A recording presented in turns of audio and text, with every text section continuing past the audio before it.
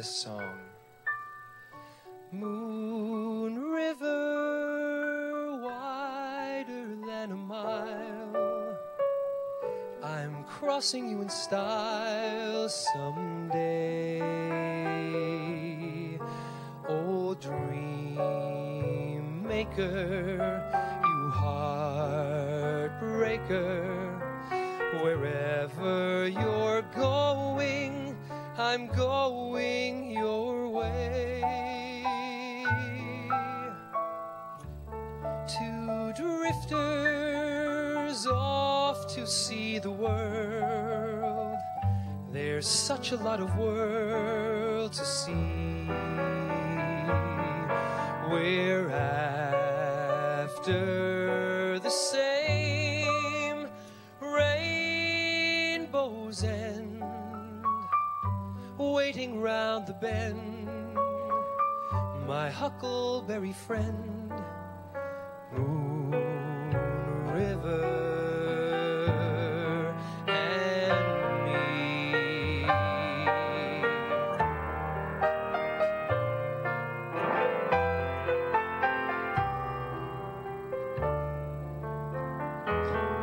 Oh, dream maker, you heartbreaker, wherever you're going, I'm going your way. Two drifters off to see the world. There's such a lot of world to see. We're after the same rainbow's end, waiting round the bend, my huckleberry friend, Moon River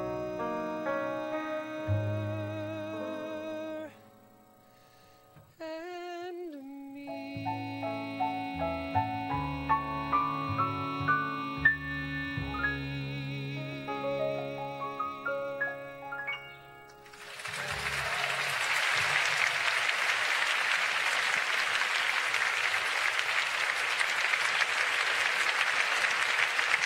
Thank you.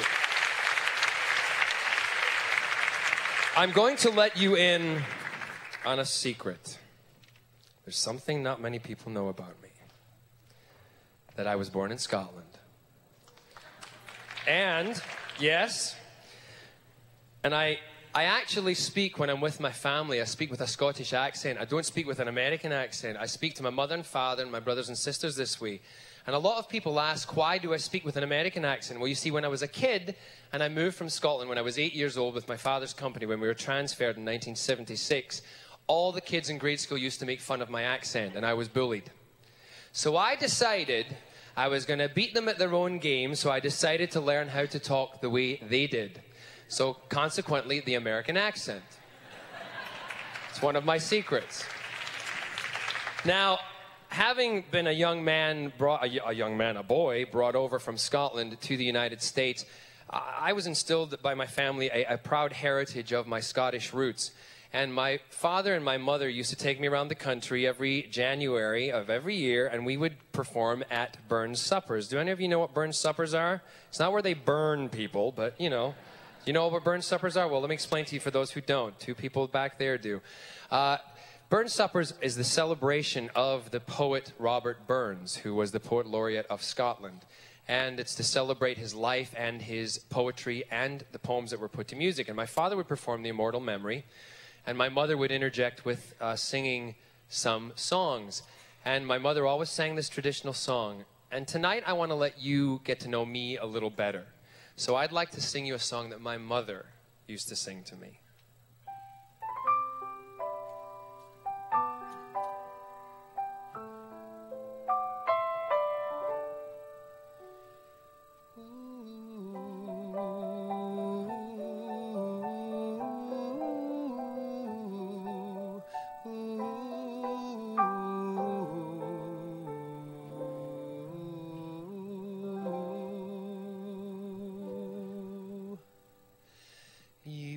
banks and braes, oh bonny Doon, how can ye bloom sae fresh and fair?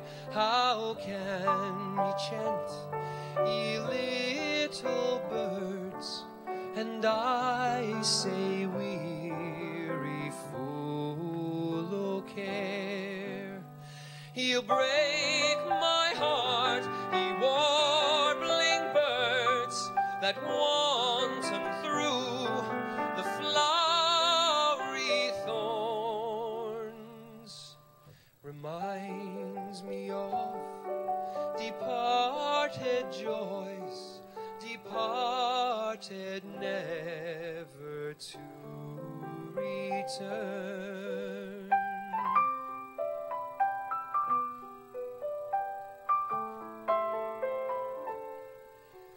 Aft hey I rove by bonny Doon to see the rose and woodbine twine, when ilk a bird sang of its love and fondly said, did I, oh mine. With lightsome heart I pulled a rose, for sweet upon its thorny tree. But my false lover stole my rose, and she left the thorns with me.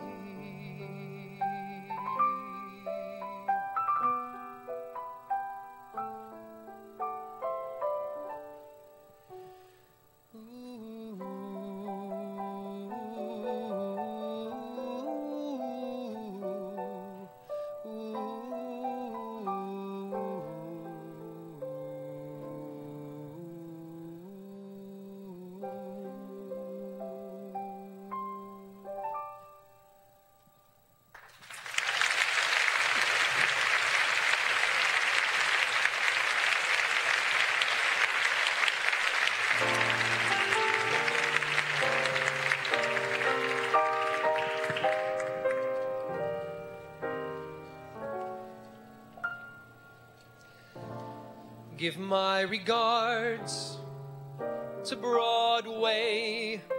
Remember me to Herald Square. Tell all the gang at 42nd Street that I will soon be there. George M. was the first musical theater album that I ever purchased. Do many of you remember albums? I thought a few would. CDs. It's the first CD for the kids up there that I ever purchased. And I became a great fan. I think it was because I came from a foreign country as a young child. I became a little more patriotic than my fellow friends or my kids in my own age group.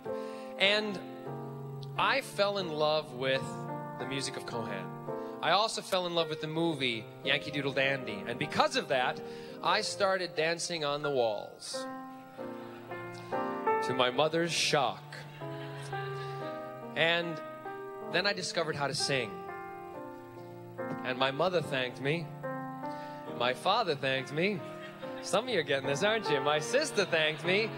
And I would like to thank you. I paid a lot of money for someone to write this stuff. I'd like to thank you, Mr. George M. Cohan.